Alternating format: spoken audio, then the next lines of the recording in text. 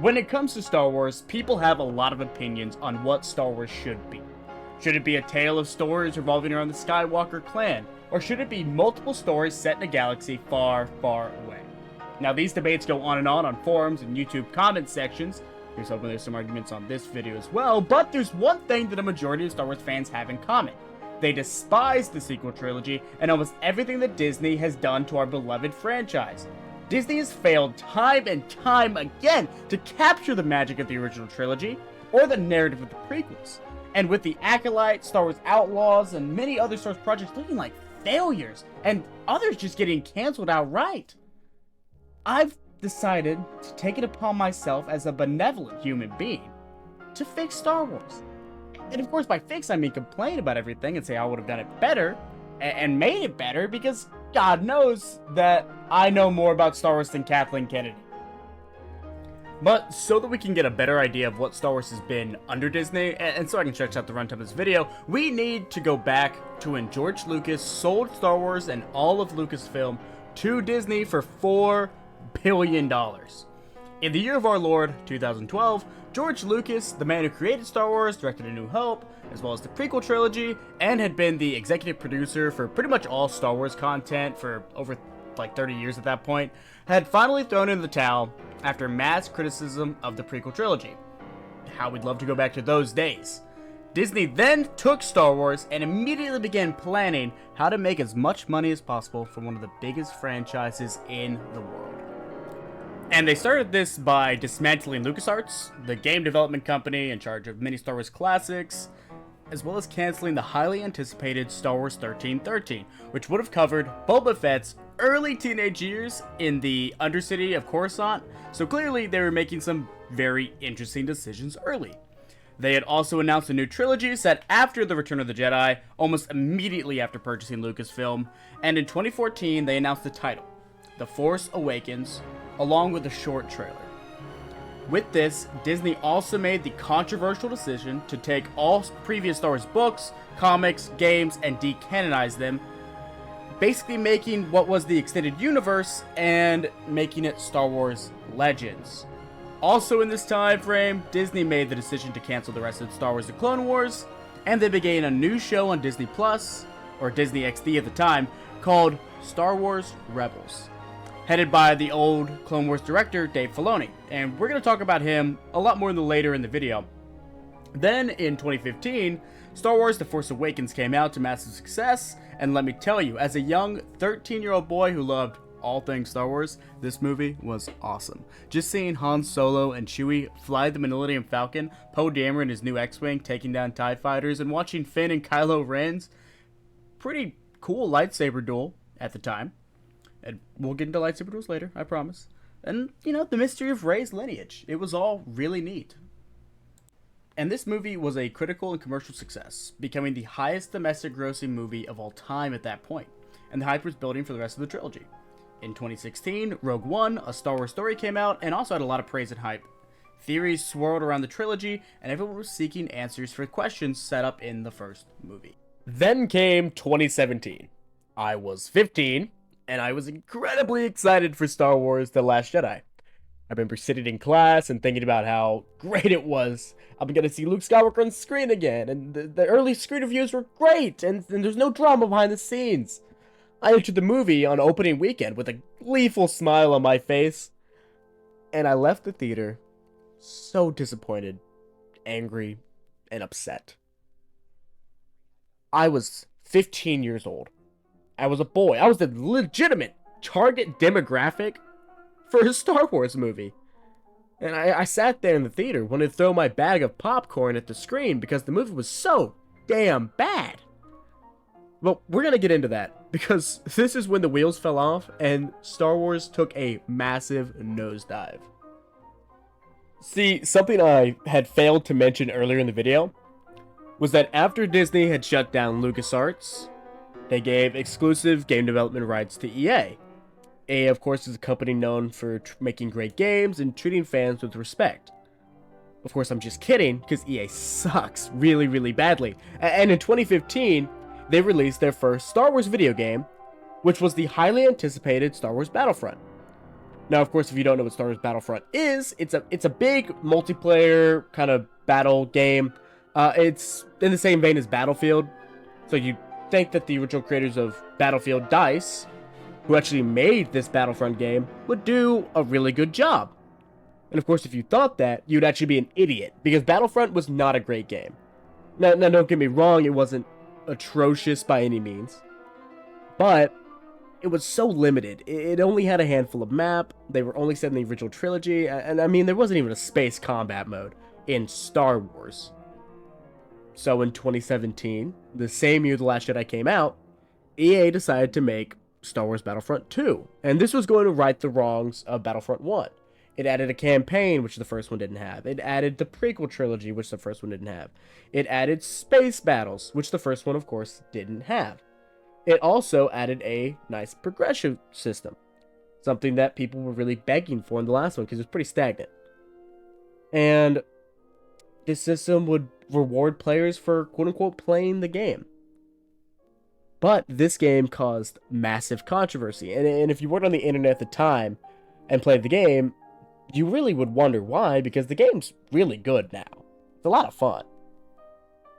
But when it first launched, it was microtransaction hell. And when I say it caused a controversy, I mean the game caused court cases with links to child gambling. Because the loot box system, the reward system that they wanted was just loot boxes. It was just loot boxes. It was a loot box system. And in order to unlock these certain power-ups, characters, stuff like that, abilities, it would cost you real world hundreds of dollars. To like max out Darth Vader, it's something like $100 to do, which is insane. So this called Disney into question over the decision to give exclusive rights to EA, and then pair that with The Last Jedi making a lot of fans very, very mad, and Disney had lost a lot of the good faith with the consumers. This lost faith caused the Solo movie, which came out in the summer of 2018, to bomb massively. And it's a Star Wars movie that I, as a young Star Wars fan, didn't even go to see. I saw it 4 years later, along in the Disney Plus or Netflix, I can't even remember, because the movie was okay, but it wasn't that good. And again, I had lost faith in Star Wars at the time. Now, Star Wars Rebels ended around the same time, if not a little before Solo came out, and that show had gotten really good, but it wasn't enough to get people back into the hype of Star Wars. This was all until November of 2019, where within a 2-day span, Star Wars The Mandalorian and Star Wars Jedi Fallen Order came out, and the hype was really starting to build up around Star Wars again. Now people still hated The Last Jedi, and most people, including myself, were not very confident in the brand new Rise of Skywalker that was coming out in the next month. But Fallen Order and The Mandalorian felt like a true Star Wars.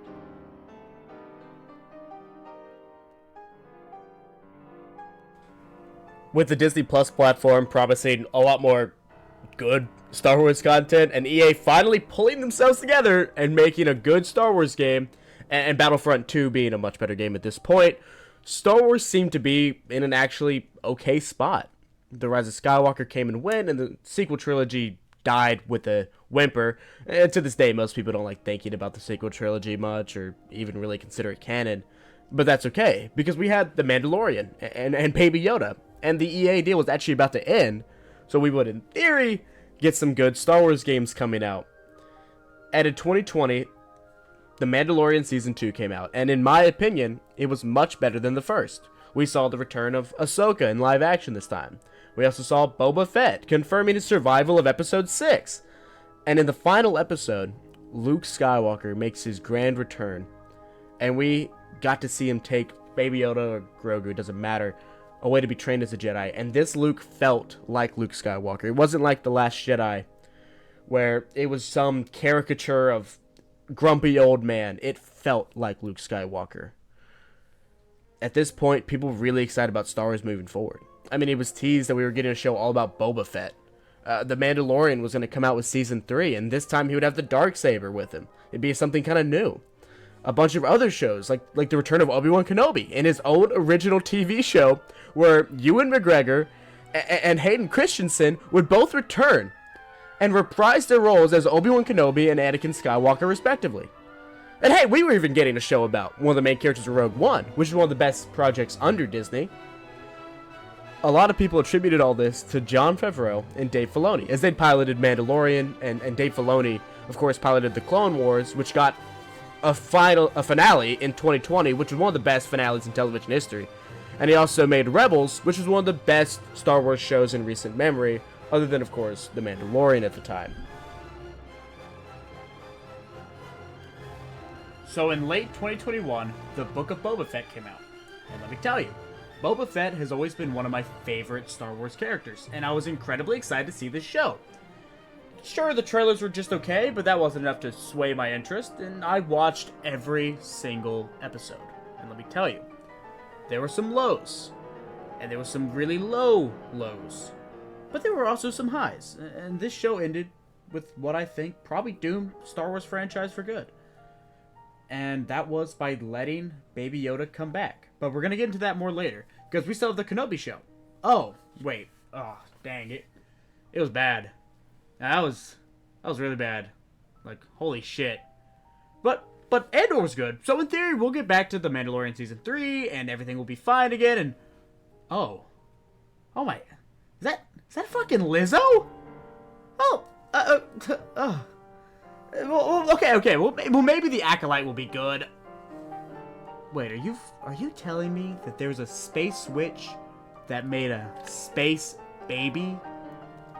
Oh my god. So yeah, here we are. In the year of our Lord 2025, and Star Wars is yet again dying. And with one of the worst runs of shows in recent memory, many fans have just sworn it off entirely and will no longer watch anything. Even I have been in this category as of late, as I skipped it on the Acolyte because the Kenobi show and Season 3 of The Mandalorian just really hurt my motivation to watch new Star Wars content. And hearing their plans of a Baby Yoda Mandalorian movie does not make me feel any better. However, I, on a whim, decided to go see the re-showing of Revenge of the Sith. And man, it really reinvigorated my love for Star Wars. And then watching Andor Season 2, I mean, there's good content here. And we could have a great franchise again. Which takes us back to the premise of the video, which is me pulling up my bootstraps and getting to work to fix this Star Wars franchise. Now, for me to reiterate the rules, I will not be adding a bunch of new movies. I'll change everything from the ground up in a movie, but I will not say, oh yeah, we're going to add 6 new trilogies, they're all set in the Old Republic, because that's what I would do. No. We're going to take what they gave us, maybe sprinkle in a few extra things here and there, or replace something with something else, but for the most part, we will keep everything that Disney gave us, 5 movies and a handful of TV shows and games. Disney also made a new series of books they call The High Republic. I never read them. I don't plan on reading them. In truth, I don't know how to read, so we're just gonna move past that, and either you can just pretend that it never happened or that it did, and if you like them, if you don't, I don't really care. It's my video, I don't want to do it. But I have heard that they're not that good though, so do it that way you want. And in that vein, they also made a bunch of comics. The ones I'm aware of are primarily focused on Darth Vader. They sounded pretty good, honestly, so we're just gonna go in those being canon, because I feel like it. There's also some comic series about a doctor lady. I don't know anything about that one, truthfully. So, same vein as The High Republic. If you like it, great. If you don't, oh well. So, I want to start from the beginning of the timeline, and that takes us to our most recent in the series, The Acolyte. So, the Acolyte fix, I think, is actually pretty easy, and it's legitimately just 2 things. Move it to the Old Republic, so that way you don't violate Plagueis and his backstory, the Rule of 2, or anything like that. And then just get with the witch space baby storyline. You can save the twins, and they can still be force sensitive. You just don't make it to where they were made from some space ritual, manipulating midichlorians. This gives you an interesting story in the Old Republic, and while it may not be the best, it should fix a lot of people's issues with that show. And now moving on to the Clone Wars. Clone Wars is also really good. Like, it's just a good show, and so I'm gonna move really fast through this one. Final season, get rid of the Ramirez twin arc, or whatever their name was. Give me more Commander Cody. Only because he's my favorite. There's no other reason than that. And that's really all the Clone Wars needs. And one of those is just a want. because I had him as an action figure, and now he sits on my desk. So, give me Commander Cody. That'd be sick. Now, The Bad Batch is an interesting show, because it's still in that Clone Wars vein, but I'm about to admit a great sin to y'all. I haven't seen that much of it. I know what happens, but I'm not the biggest fan of the show. The Bad Batch's characters, they're fine, but they're not really my favorite in the world. I'm not the biggest fan of Omega being a perfect clone of Jango Fett, but being a girl. Maybe they explained it in the show, but it's kind of weird sitting there reading that because that doesn't make sense. But past that, I've heard the dynamic between her and the rest of the Bad Batch is actually really, really good. I did watch the episode with Commander Cody because he's my favorite, and I think that's cool, but he just goes AWOL and then never shows up again. Like, it never gets mentioned, and the show ended. It's not even in the finale. My point being, I hope they make like a live action or animated Captain Rex show, or just even more Kenobi, and tell me what the hell happened to Commander Cody. I don't want to read some obscure comic book from like 2012 about Cody. I want to see it. I want to know what the fuck's going on. They're like, God damn it, this is stupid. Because it's Commander Cody's my favorite. This is me going on a tangent. But that's besides the point. Bad Batch, good show. Omega, weird. I won't get rid of it or do anything to it. We're just gonna move on. So here we get to the Kenobi show, and now we're in the good stuff, because Kenobi was a weird show. Side note here, I was going through my script I wrote for this, and I wrote 4 pages on this Kenobi show, so buckle in. Maybe grab a snack or a drink, or do whatever you gotta do. Pause it and go get something done, because this is gonna take a few minutes. So, I always thought the concept behind the Kenobi show was weird. I was sitting around thinking about it, and I'm wondering, what was this show supposed to be about? Obi-Wan is on a desert planet of Tatooine protecting Luke, and that's kind of it for like 19 years. So when the show came out, I thought maybe it'd be kind of a slow-paced show, him dealing with the trauma, maybe meeting Qui-Gon Jinn's ghost in order to learn how to become a Force ghost, just kind of getting over what happened in Revenge of the Sith, and I thought it would be a compelling show, if not a bit boring. And I think I saw a video not too crazy long ago about a former plan, back when it was supposed to be like a movie or movie trilogy even, and it had Commander Cody. There Commander Cody is again, and Obi-Wan living together, which would have been kind of cool and funny. I think it said it was going to be like an old married couple dynamic, which I think actually would have been superb. But the show ended up being about Obi-Wan Kenobi protecting and escorting a young Princess Leia, which in the first episode I thought was really interesting. Princess Leia gets kidnapped or captured, whatever. Obi-Wan is reluctant to act on it, but realizes that he needs to, and this is actually where I think Commander Cody would have been a great addition, because Obi-Wan was never supposed to leave Luke, and he was supposed to protect him. That kind of ends up biting him in the ass later on the show when Reva, which we'll get into, comes in and tries to kill Luke, and Obi-Wan isn't there. This actually leads to one of my favorite scenes of the whole show, because Uncle Owen and Aunt Beru, they just kind of like kick ass. Like, they just kind of beat the hell out of Reva a little bit, and I'm not gonna lie, I thought that was pretty freaking awesome.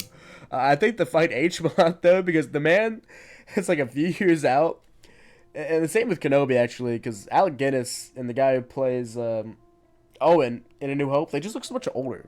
And I think it's like 10 years later, but I was just like, wow, the Sands of Tatooine, they do not age someone well, Jesus Christ. But I digress. The show Kenobi has a couple of different worlds in order to find Leia and send her home to Alderaan, but he gets stopped by Sith Inquisitor Reva, and Reva's almost a good character. She had potential, but man, oh man, she's wasted, because Reva's a former Jedi Padawan, and she wants revenge, and that's it. That's her whole character. It's about she wants revenge on Kenobi for not protecting them, and she wants revenge on Darth Vader for killing all the Jedi. How she knows Darth Vader's Anakin Skywalker, I don't think it gets said in the show. I think it's just something that they threw in there, so she'd have like a reason to betray Vader. But she's still evil and wants to kill Kenobi too, so she's got like a good guy thing at the end of her character. She actually gets stabbed and lives like twice. It's stupid. No one understands how or why it happened. She also tried to kill the Grand Inquisitor, stabbed him, but he shows back up in Rebels. Everyone kind of thought like, he's probably not dead. But he shows up and stabs her again, and she lives, or Darth Vader stabs her. It doesn't matter. So then she decides, well, to hell with it. I'm just gonna kill that guy on Tatooine that Obi-Wan was obviously protecting, because if I can't win, no one can. It was that kind of mentality. It was very flawed in the sense that she could have done a lot better as an antagonist. She could have made an actually really compelling antagonist, but she just hated Kenobi so much, and we'll talk about that when I talk about what to change about the show. But yeah, it has Kenobi trying to dodge these Inquisitors and Reva and Darth Vader in order to protect Leia. But here's the issue. The show has Darth Vader, and he's really cool in the show, but they also have Kenobi and Vader fight, and now there's a lot in between, but they have a small fight where Kenobi's scared and remorseful and gets dragged through like flaming coals or oil or something. Basically, he just gets his ass kicked. And that makes sense, because it's effing Vader. He's still like one of the strongest at this point in time. He's like the second strongest Sith of all time. And then they have another fight near the end where Obi-Wan explicitly becomes like Space Jesus and just kicks Vader's ass. Like, beats the crap out of him. And that's very silly. It's cartoony. It's not a bad fight per se, but it's silly. Like, the actual fight itself. And then there's just like a copy-paste scene of that scene with Ahsoka and Rebels where she cuts Vader's helmet and you hear Anakin's voice, which, don't get me wrong, is a great scene, but they shouldn't have fought at all. That's the issue. I mean, Vader's way stronger than Kenobi at this point. He just is. And the only reason they had him fight is because that's what the show needed, as in no one would have watched it at all if Vader and Kenobi didn't fight. But they had to make sure Kenobi won the fight because there's a line in A New Hope saying, when I left you, I was the apprentice, but now I am the master. And that's coming from Vader. So they needed Kenobi to win the fight. The problem is, yet again, Vader is stronger than Obi-Wan Kenobi. The entire show is about Kenobi and how he cut himself off from the Force. He's not as strong as he used to be. He's not what he used to be. I mean, we see Vader literally rip a ship apart that's like flying away with the Force. And I'm supposed to sit there and be like, oh yeah, Kenobi's got him though. He's gonna get him. Like he didn't use the Force the entire show, but now at the very end he thinks about how awesome Princess Leia is and pulls a stupid ass thing to go get him. It's stupid. The writers know it's stupid, but they have to have a show, and I get that, but it's not the way to go about it in the end. Kenobi's only strong because of connection with little Leia, and she's awesome, best, and super smart. I don't think she's a Mary Sue like some people do, but I think she's actually pretty good. Little Leia's great. The actress who played her did a really good job. She was actually a highlight of the show for me. I did like little Leia as a character. But that doesn't fix the fact that this show is an abomination. And that was pretty clear. And it wasn't well thought out, if you ask me. And a lot of people feel the exact same way. So, this is how I would actually plan out a Kenobi show in order to, I think, be at least a little bit better. At least if it's the canon better. And what I'd like to do first is have Commander Cody and Obi-Wan be roommates. I think that's funny. I think there's a lot of comedy potential there. I think this also makes a lot more sense for Obi-Wan to leave Luke in the capable hands of the right man. And in the first episode, you could have some throwaway lines about how Cody got his chip taken out or something to that degree, and he's trying to be better now. He apologized to Obi-Wan, and this is like his repentance for basically attempted murder. He did try to murder him, and that sets up for a really good dynamic. And you can have them check in with each other, because again, Luke is Obi-Wan's objective. He is Obi-Wan's primary reason for living at this point. It's to one day train Luke to be a Jedi. And you can still have Obi-Wan be disillusioned a little bit, be depressed, and ultimately the show should be about him getting over that depression to be a better teacher for Luke in. So I say make the plot kind of similar to what you get in the actual show. Little Leia gets captured, but instead of like Reva orchestrating it, it's something more like ransom. Gail Organa is worried it might be an Imperial plot, so he freaks out, calls Obi-Wan up, and he's reluctant but agrees to save her because they're afraid that their plan has been found out and that they're going to have to relocate the twins. So Obi-Wan leaves Tatooine, and Luke is in Cody's hands. Basically, Cody is going to be there to protect him, and he goes off to find little Leia. This puts him in the path of Reva. Basically, she realizes some Force sensitive is around, and she kind of picks up that it is a Jedi. So, this version of Reva will be different. She's still a former Padawan who went through a lot of trauma during Order 66, but instead of just hating Kenobi or Anakin, she just hates the Jedi in general. She thinks they failed her, and they failed her friends, who all obviously die, and that's her motivation. It's not a hidden thing. It's not like ooh, I'm gonna figure... No, it's shown very quickly. That's her motivation. She hates the Jedi. That's why she's an Inquisitor, because she went through some shit. I think that's the best way to make Reva work decently well. So, there's no mystery to this. Obi-Wan saves little Leia, and the Grand Inquisitor, as well as Reva, are hot on his tail. They kind of figure out or sniff out that this is Kenobi. That's when they get Vader involved, because Vader still really hates Kenobi, like a lot. That is his number one enemy. So in my version, and this is going to piss some people off, they aren't going to fight.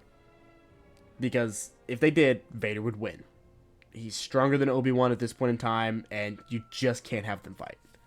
However, you can have them get very close and get some very tense moments, almost make it like a horror movie of sort. Like, Obi-Wan is hiding and Vader is, like, just there, and it's super just, ugh. You know, like, you feel it in your gut kind of feeling. But you can also get some hints of the connection between Vader and Leia, and that's where a lot of drama comes in.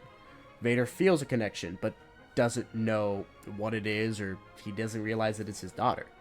But I say give us, like, some moment where Vader sees Leia, maybe in passing, or maybe she's running away, and he's about to capture her. Like, he's about to get her. But he sees Leia, and he sees the Padme in her, and he hesitates just for a moment. And let's say he's like just with some random Inquisitor, and the Inquisitor's like, whoa, whoa, whoa, hey, why didn't you grab her? And Vader just immediately kills him. Just immediately takes him out, because the Anakin in that moment took over, and he can't let the Inquisitors know that that Anakin version took over. And I think that's where you get some really cool moments. But back to Reva. Earlier in the show, Reva inevitably failed to capture Kenobi at some point in this game of cat and mouse. A little side tangent here. I don't know if I'd make this show 8 episodes. I think it'd be better as like a 4, maybe 5 short form thing. You know, if I could make it a movie, I would. And the only reason this is a show is because Disney Plus, well, they needed shows to please their shareholders because they wanted to boost the value of Disney Plus, and people obviously love Star Wars, so that's actually the only reason this is a show anyways. You know what, to hell with it. This is my video, it's a movie now. This is now a movie because I said so. So, Reva is more of a minor character, but Reva does figure out that Obi-Wan came from Tatooine. This is after she was chastised by Vader earlier in the movie, but she figures out that if she destroys whatever Obi-Wan holds dear on Tatooine, then she could turn to Vader triumphant. Because I think that part of her character is that she actually idolizes Vader, because he kills Jedi really good, and she hates the Jedi. So, instead of having her hate Vader, she loves Vader. Platonically, of course. I don't want a weird love thing like that one weird comic. That'd just be strange. But she wants to be like Vader. She idolizes him. Also, there's no goodness in Reva. Like in the actual show, she's evil all the way through. You can have a tragic backstory you want, but, you know, oh no, she's so sad, but she's evil. End of story. So, basically, Reva would just go to Tatooine to kill Luke. Of course, Commander Cody would figure this out and immediately go to protect Luke, where he gets a pretty cool, epic duel, whatever, and either barely survives or dies. And that's kind of up to you, begin whatever you like more, because I just don't think I have it in my heart to kill Commander Cody. And if Dave Filoni can't kill Captain Rex, I mean, he lives till the end of the original trilogy. I don't know if I have to kill Cody. I mean, come on. But it doesn't matter, because Uncle Owen and Aunt Beru will still get their moment in the spotlight, I thought that scene was actually really awesome when they fight Reva. But this is also an opportunity for us to see how strong Reva is before Obi-Wan Kenobi actually shows up.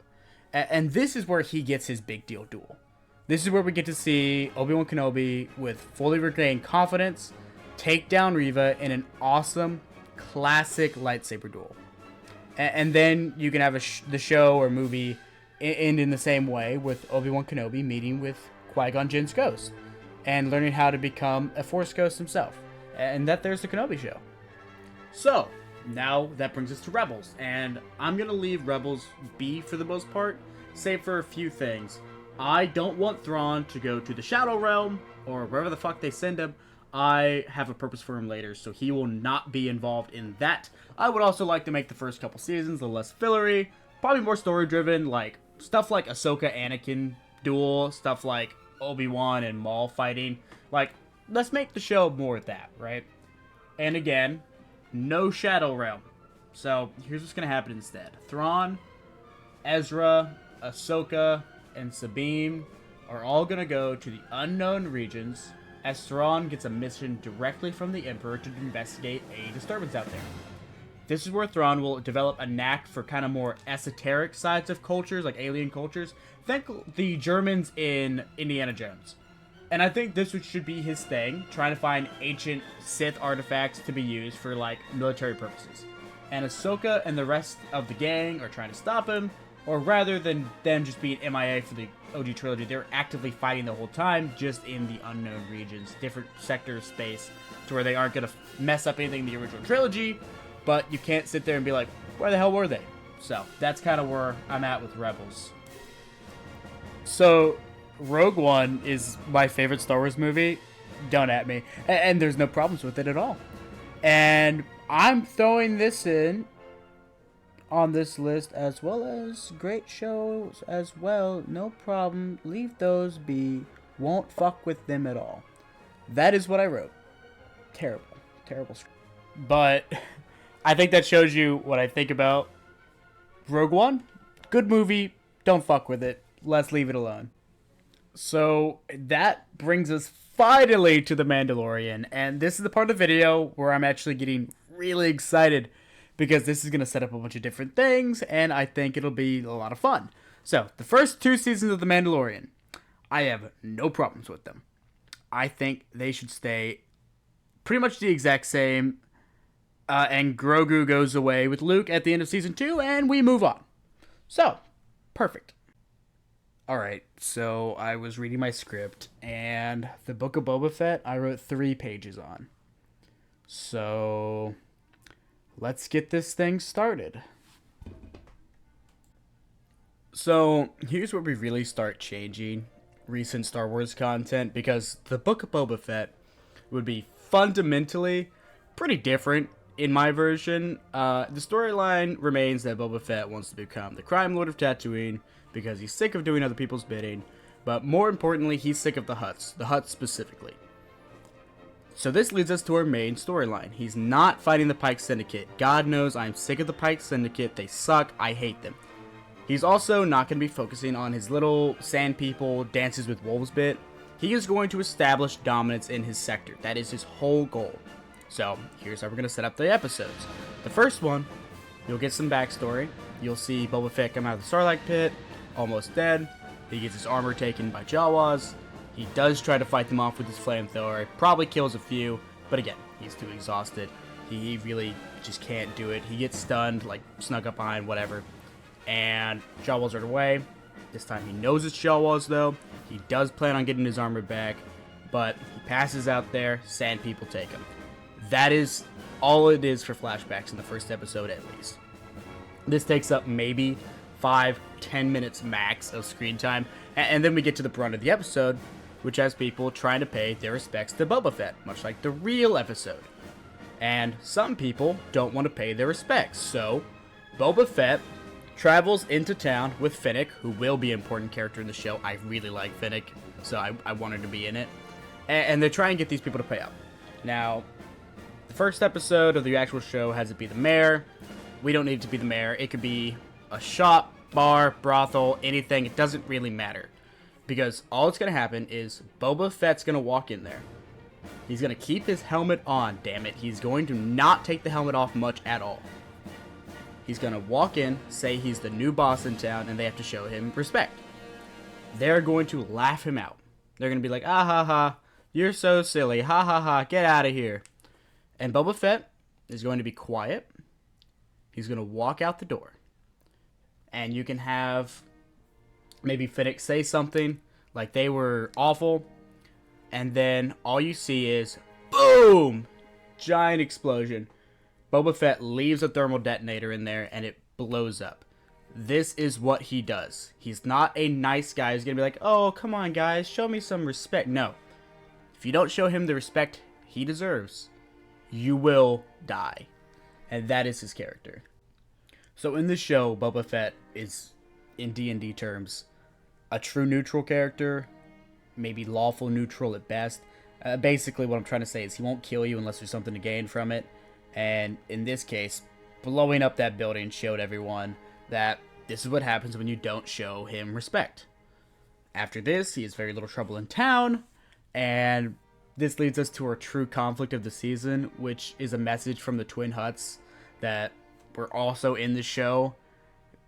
I think they make for much better antagonists than the Spice Running Pikes, because Spice is boring. It gets shown all the time. It's just kind of a weird Dune reference. I don't like it at all. And the Pikes are boring because they're practically faceless. We see them too much. They're too involved. They're just boring.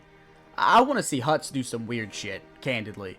So we have them show up to Boba Fett's door, followed by a large entourage of bounty hunters, hired guns, and they will basically state their claim for Boba Fett's spot on the throne, and that this territory now belongs to them, to which Boba Fett will promptly respond, basically telling them to F off. Then a certain bounty hunter kind of appears in Cad Bane. Cad Bane makes a casual remark to Boba Fett about his painted armor, and yet it still has that dent that Cad Bane left in it. To which Boba Fett will say that he still has a dent in his skull that Boba Fett made. The scene is geared up for a duel. You kind of see that twitch on both of the characters, reaching for their guns. That old Western feel, because at the heart, I kind of want this show to feel like a Western in a way. Maybe a little less than The Mandalorian feels like a Western, because The Mandalorian practically is a Western. But I want this one to also kind of get that vibe. But they're both ready to kill each other, right? Like, they're at this point, and it's kind of shown Boba Fett's going to lose. Because there's a bunch of enemies around, bounty hunters, hired guns, whatever, and they're all about to kill Boba Fett. So, here we see Fennec save the day, flashbang, slave one, doesn't matter, they make a quick escape. Fennec will make a remark about how, oh yeah, well, it was fun being in power while it lasted, but, we're just not rich enough, powerful enough, whatever. But Boba Fett is having none of it. He is coming back for that throne, and in order to do it, he needs to get together a team. That's right, we're doing the A-team of bounty hunters. And that's the end of the episode. We basically have Boba Fett being the leader for effectively like a month, couple weeks, whatever. I think you have the scene where people remark how much better he was than Jabba the Hutt or Big Fortuna, so that way you have a moral story of a better leader than would be the Hutts. And this also sets up the villain and the antagonist for the entirety of the season. Cad Bane and the Hutts, with Cad Bane being the big bad and the final duel that needs to take place. And you could explain away that Boba Fett needed to run away. I know a lot of people might get upset about that because, oh, but he's so cool. Well, Boba Fett, I've always seen him more as a strategic guy. As in, he's really, really skilled at what he does. But it's not necessarily just because he's good with a gun. It's because he thinks things through and plans things out. It's why he's such an effective bounty hunter. So, this leads us into our next batch of episodes, which I won't go into as much detail on because they're going to be a little more story of the week. And I'm not the greatest writer in the world. I just have ideas, and my ideas for this one revolve around Boba Fett trying to reach some of his old crew in order to get together to take down the Hutts. So you would have an episode focused on Boba finding Bossk, those two making a pretty good buddy cop team, and then have an episode about Dengar, just because he's a classic. I mean, you kind You kind of have to have them, but this gives them the added benefit of giving a lot of these bounty hunters that have been kind of nameless, faceless background characters personality. Then you can have the idea of Black Chrysanthemum, or whatever his name is, Black Croissants, into it. And of course you add the Mandalorian, but you don't give him 2 episodes like you did before. He gets 1, and Boba Fett has to be intrinsic to it. Like, they have to be together, because they are a really fun duo, and everyone likes it. So, while all this is happening, while he's hunting down all these bounty hunters to basically get them to join his team, he's being hunted down himself by a new bounty hunter, a former Sith's hand in Mara Jade. Now, if you don't know who Mara Jade is, that is, in Legends, a Sith hand, was really close with the Emperor, and she's redhead, really cool looking, and she's going to play into the story really well later. But currently she's working for the Hutts after the demise of the Emperor. And because of her stealth and abilities, she's the perfect option to take down Boba Fett. We also get the classic line of Boba Fett after Mara Jade reveals himself to him, maybe tries to kill him once or twice. But Boba Fett gets to say the best way to kill a Jedi is from 2 parsecs away. And as he says that, you see like a giant explosion in the background, like he blew up her ship or something, which I think would just be a really cool scene and be very Boba Fett, because again, he's a big planner. But all this would culminate in one final big episode where you pretty much see the Avengers, or the A-team of bounty hunters, take down these Hutts.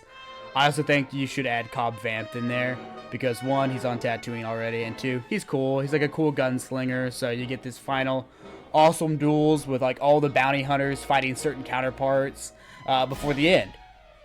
We have Boba Fett and Cad Bane have a small rematch. It would go a little bit longer than the one we actually got in the show, but it would end with the same result. A dead Cad Bane and a victorious Boba Fett, who gets to reclaim his throne. But the real side story and the big takeaway from this season is actually Mara Jade. She's going to find out about Baby Yoda and Luke Skywalker, because she's going to end up getting hired by like Moff Gideon. That could be like a post-credit scene, but that's a big deal.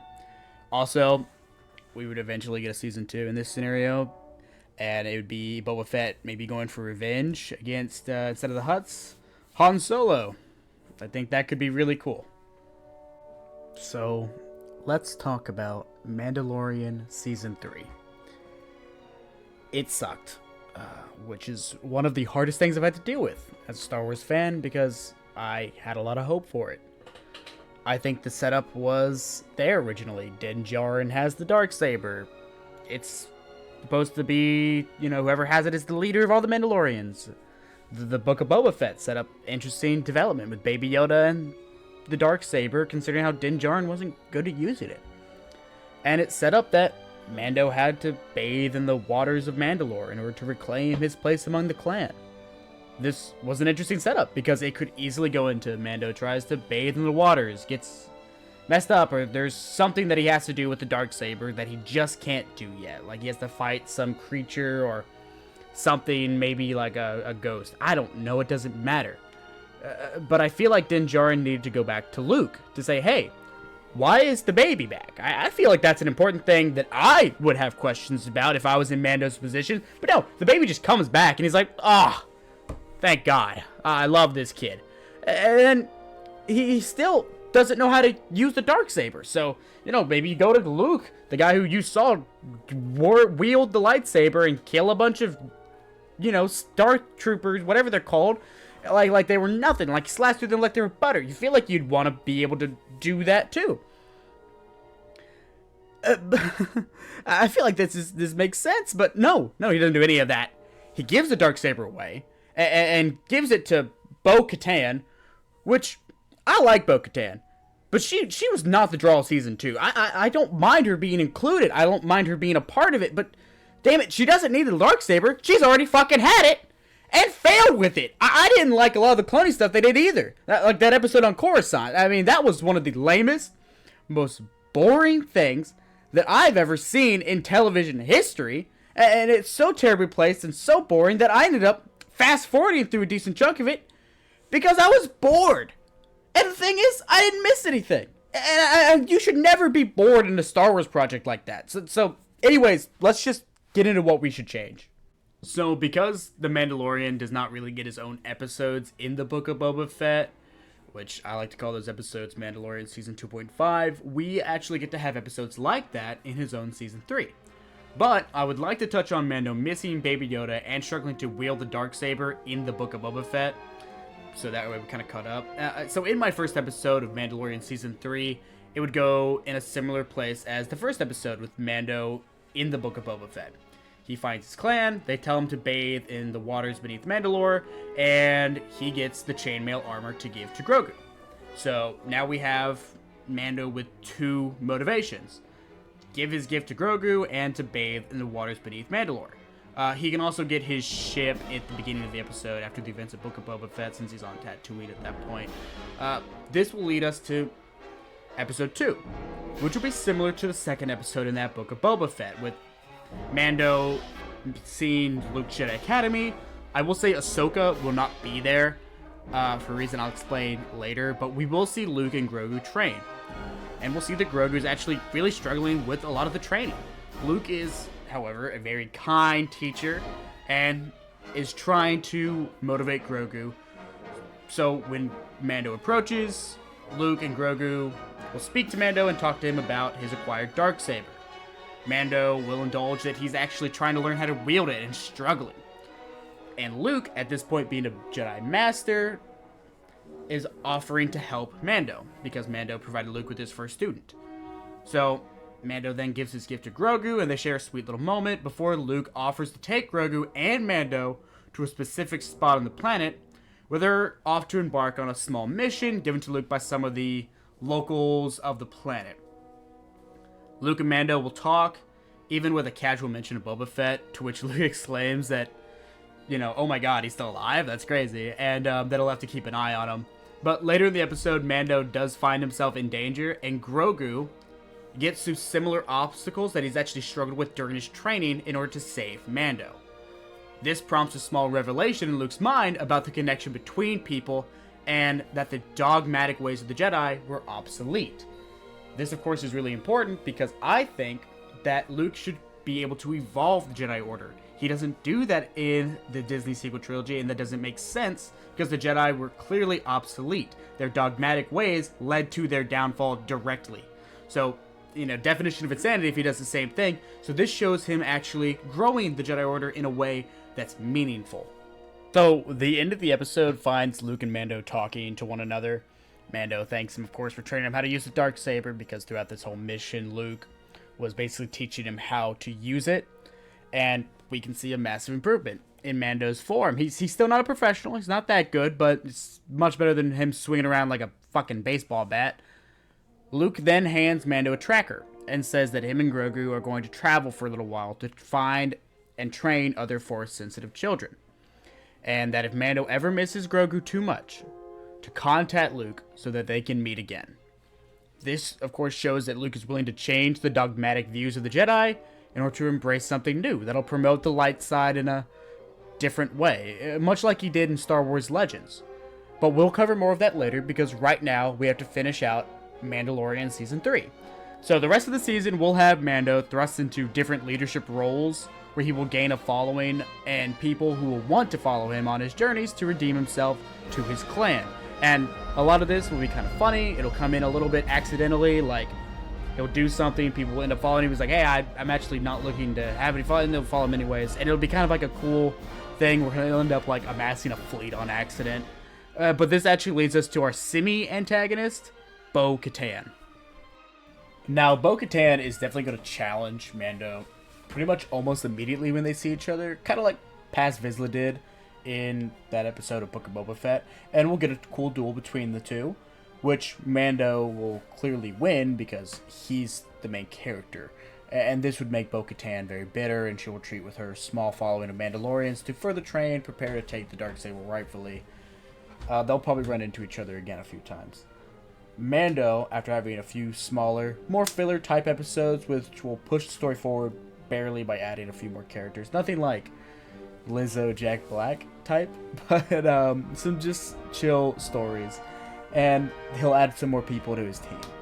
He'll prepare for an expedition into Mandalore to bathe in the waters beneath Mandalore. And now you might be asking yourself at this point, why does Mando need potentially an army or fleet to get to bathe in the waters of Mandalore? And that is a completely reasonable question to ask at this point, because I have not covered that in the video yet. So in that first episode, when he's talking to the armorer, she's going to tell him that, one, he needs witnesses to do it, because technically he would just lie. Now granted, Mando would not lie about that, but he would actually need to have people see him do it, you know, because technically he could just do it. Whatever, doesn't matter. And secondly, I actually liked that in the original Mando Season 3, the Empire's still there, harvesting Beskar, making their own thing. I think it's cool that the Empire's there. I think it gives a good antagonist. I also just like Moff Gideon as a villain. But I think that should be another reason, and I think that they could easily kind of run into that issue as the season goes along. Like, maybe he's like, hey, I need people to go with me to the mines of Mandalore to bathe in the waters. And they're like, oh, well, the Empire's still there. And he's like, oh, well, shit. I guess I need more people. Something like that. You can make it pretty simple. It doesn't matter too much. But, yeah, I think Moff Gideon and his lackeys are harvesting Beskar for them in the mines of Mandalore. And, so the Mandalorian can't go in by himself and deal with it. I also think it'd be cool to throw Thrawn in there. He's going to be kind of an overarching villain in a lot of things right now, and I like to keep everything connected, because I think that is still fun. But that's only part of the reason they're there. One of the things I want to implement for Thrawn, overall as a character trait, is kind of the weird, esoteric form of studying other cultures. So in the books, Thrawn is super into cultures, and he understands them. It's what makes him such a good commander and admiral, because he's like, oh, the Mon Calamari, they'll do X, Y, Z, because this is the way they are, and that's why I'm going to be able to beat them. So I think it'd be super cool if he's doing that, but trying to uncover and utilize legends and myths from different cultures around the galaxy to use against them. And this will, of course, end up playing in my sequel trilogy as well, but one of the main reasons they're there, other than the Beskar, is to find and subdue the Mythosaur. Because Thrawn understands that he who controls the Mythosaur is probably more important than he who controls the Darksaber. And if he can get his hands on both, or better yet, get one of his lackeys like Moff Gideon to get his hands on both, that would give him a powerful ally in the wars to come. And I'm seeing this kind of like Raiders of the Lost Ark, where they don't quite understand the power they're dealing with. And I think that throughout the entirety of this season, we kind of talk about the legend of the Mythosaur and how important it is to Mandalorian culture and how strong and powerful they are. So, where I think you culminate, where you have the climax of the season, is you do a final cool battle between Mando and Moff Gideon. Like a really good one. Like, he has the Darksaber. Moff Gideon has... Maybe we flip it. Maybe Moff Gideon has the Beskar spear. But they're fighting again. That's what matters. And it can end in a few ways. Which I think that we can kind of maybe hash out in the comment section here, because I could lean either which way on these, but in one, the Mythosaur comes out, like, Mando beats Moff Gideon. Moff Gideon's like, oh, well, I have this, and he brings out the Mythosaur, and then it comes out and just kills Moff Gideon immediately. Just ends him right there. I think it's a little anticlimactic for his character, but it would show the threat that the Mythosaur is and make that fight kind of cool.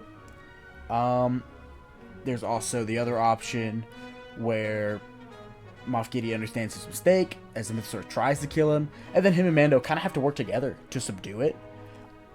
Maybe not kill it per se, but Mando like gets on and tames it. Moff Gideon is still there, you know, then Moff Gideon gets arrested or killed, whichever one. I think it's kind of cool when the hero and villain have to work together to stop something that the villain started. I always think that's kind of fun. It's one of the reasons Pokemon villains can be funny when they do that, like that. Or 3, Moff still dies to Mando, but the Mythosaur is kind of less involved in the fight. Ultimately, this would culminate in Mando taming the Mythosaur and uniting all of Mandalore and all Mandalorians, effectively turning it into the archetype of the hesitant leader who's really good at leading, which is one of my favorite archetypes of all time.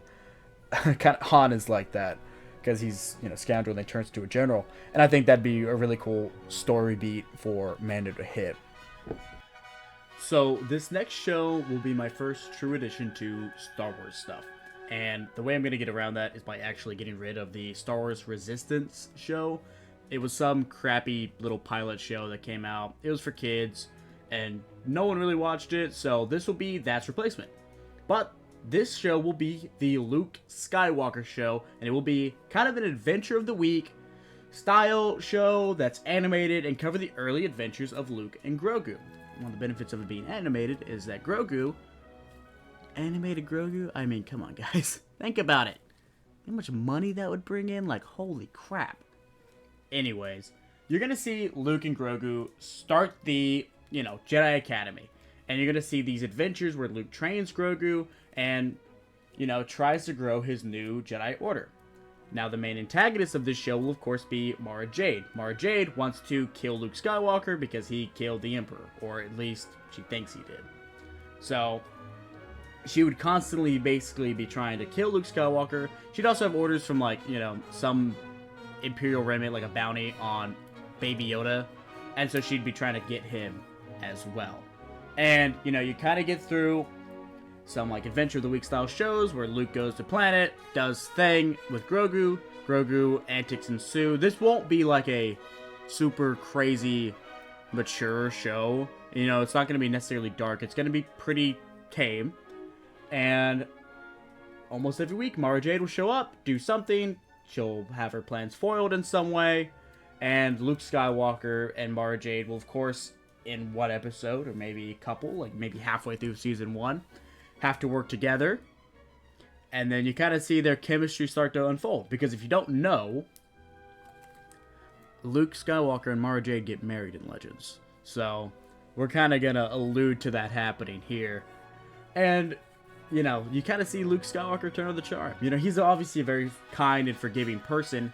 Very much like that little campaign mission in Battlefront 2, which is peak Luke Skywalker, by the way.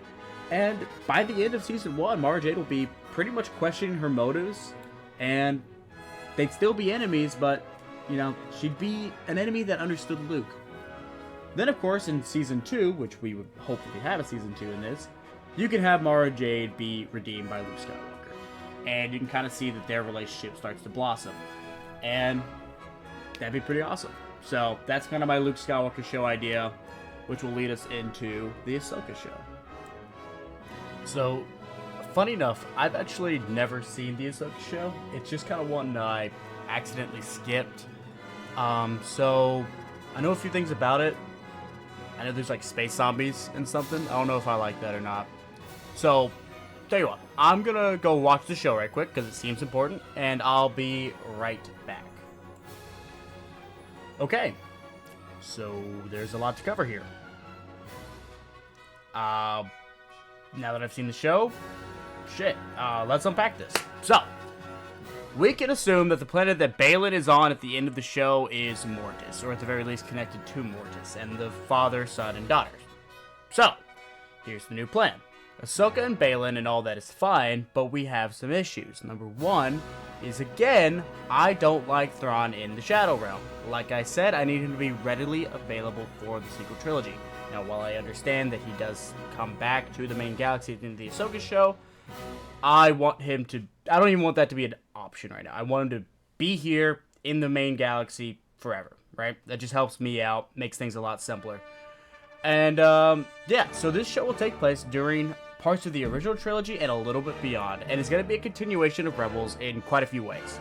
The show will also have time skips, leading us to the viewer getting to see the reactions of Ahsoka and the crew to the events of the OG trilogy, like the Death Star being blown up, or the second Death Star being blown up, and the death of the Emperor. But the main parts of the story will be Thrawn/Ahsoka finding Baylan, and get this, you're going to love it, the tribe of the Sith that Baylan is going to be in control of. So Baylan is basically going to take the role of Dror's Kaboth. If you don't know who that is, read a book. And he and his tribe are going to join up with Thrawn. Baylan will be evil, but kind of a light evil. I kind of want to see him like Tywin. If you don't know who that is, read a book. But he's very pragmatic and smart. Will do both kind things and evil things as long as they, further his goal. Now, this lost tribe of the Sith in the unknown regions of space, because remember, that's where Thrawn is at the moment, will be worshipping the sun. Now, if you don't already know it, if you didn't watch that arc in the Clone Wars, which I wouldn't blame you, it's kind of weird, in Mortis, which is basically a realm beyond the galaxy, it's in the Force, there is a father, a son, and a daughter. Now, these are basically Force gods, Force beings. It's a lot easier to see it. I'll probably have an image up here somewhere, but basically, these Force gods embody the Force and the different sides of it. The father is the balance between light and dark. Daughter is the light. The son being the dark. So, in this Lost Tribe of Sith, they're obviously going to be more in line with the son. And in this show, we would have Ahsoka and Baylan basically be the embodiment of the son and daughter. Ahsoka, of course, being the light. Baylan being the sun, dark. You get the point. The show would also have Ezra and Ahsoka, with Ahsoka basically taking Ezra on as a student, because his master is dead, and they'd be fighting these new Sith. Also, Sabine, no Jedi. She doesn't have a lightsaber. She's not a Jedi. She's maybe has a little bit of Force sensitivity, but like Han does. She's no Jedi. I'm sorry if you're a really big fan of that. I just get a little sick of everyone having to become a Jedi. Not everyone needs a lightsaber, you guys. I promise. It's not that deep. But anyways, we're in the unknown reaches of the galaxy, which will allow us to have some really cool set pieces and scenes in these unknown regions, explore new planets, new worlds, kind of get some weird stuff out there, some weird environments. I think that could be really cool. And again, I like Thrawn being very esoteric, and, you know, now that I'm thinking about it, the Night Witches and the Space Zombies, I kind of like it more. There's a bit of a set piece, so as long as we don't go too hard with it, I think it'll be good. Also, quick aside on the voice actor of Thrawn, no offense to him, but when he gets cast in the actual role of Thrawn, I just don't think he fits the look very well. That's no shade to him. He does a great job. But I think that we would probably recast Thrawn. And some people might have an issue with that, but I mean, look, I get it. Voice continuity is great and all. But like, if we're doing that, then why is Ahsoka recast? I don't think it's that big of a deal. At worst, we can redub his voice or something, I don't know. But I think we can find someone who looks fine and talks just fine.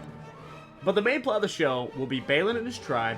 Basically, they're saying, hey, there's this planet somewhere in wild space or somewhere else, and we can't find it, and that's been our goal for however long. I think that planet should, of course, be Mortis.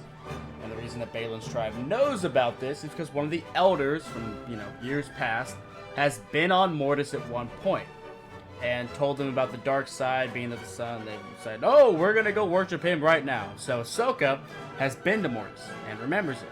So she understands what they're trying to find and look for, which they want to revive the sun. Right? That's their goal. They want to revive the sun, and originally Thrawn is just interested in the idea of it being a pure dark side.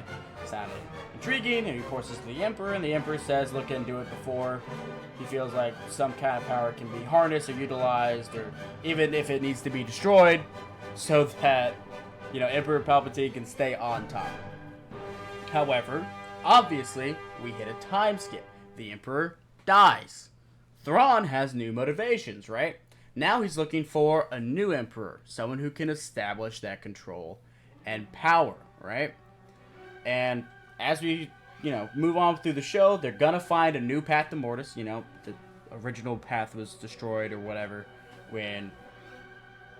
Again, this sounds really confusing if you've never seen Mortis, but if you're watching this, you probably have seen it, in fairness. But basically, the main path to Mortis was destroyed. They find a new path because that needs to happen. Call it a MacGuffin, whatever. It works the same way. So, they will be doing a ritual to revive the sun. And this is set, right after Return of the Jedi, by the way. Maybe, not even over a year from it. And Ahsoka will defeat Baylan with the help of a Force Ghost Anakin Skywalker, with Hayden Christensen returning the role, who of course is the father in this scenario, because he's the balance. That's why it's cool, So Ahsoka's the daughter, Baylan's the son, Anakin's the father. And he will basically show up almost like almost like in Dragon Ball Z when Goku shows up to help Gohan with the Kamehameha against Cell. It'll be kind of like that, like a father and son thing, except Ahsoka's a woman, so it's father-daughter, I guess. But that would be how it works, right? And I think it'd mean a lot to me. I think it'd be a cool and poetic way to end that. But the son will not be revived, and Thrawn will basically run away, escape to lick his wounds. He escapes by the skin of his teeth. But now he knows something about these Force beings, and he hears rumors of places to find a new Force being like it. Someone who could possibly revive Palpatine or lead the Empire to a new golden age. But the show will ultimately end in a segment where Ahsoka meets Luke Skywalker for the first time, and they'll be able to talk about Anakin and his redemption, because Ahsoka didn't know that until he showed up to help her. And you'll see a very emotional moment between her and Luke, and she realizes her master, who she thought was so far gone, had been redeemed by his son. And with that, we've covered just about everything other than the sequel trilogy. And originally, the sequel trilogy was going to be in this video, but I kind of wrote more than I thought I would, and I actually doubled the script. So instead of making this a 2-hour-long video, I'm going to split that up, make it its own video so I can make sure I do it right. And also, maybe after, I'll probably combine these two videos together to make like a supercut. It'll be about 2 hours long in theory. So that's kind of my plan right now. But thank you all so much for watching. I'm obviously a very small YouTuber. This is my first YouTube video of all time. So I deeply appreciate each and every one of you for tuning in. And hopefully you liked some of the stuff I put out there. With that being said, I'm Dr. Soapbox, stepping off.